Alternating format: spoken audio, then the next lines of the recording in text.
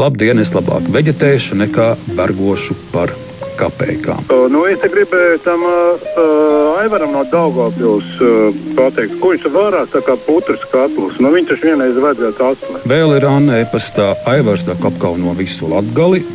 Labdien! Lūdzu! Te Aivars! Es esmu Dabajā! Es šurīgi tāpēc kliņģerī, bet tad es to izvēmu. Es publikā no miksēm pimpi ārā nahuj izņēmu. Es izvilgu pimpi ārā visiem priekšā.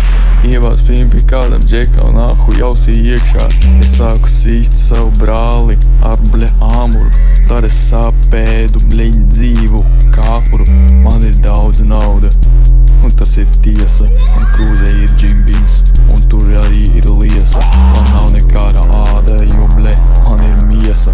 Es pamodos no rīta, kad saule uzriesa. Mēs visi dzeram šņabi, man ir parāds Abudabi.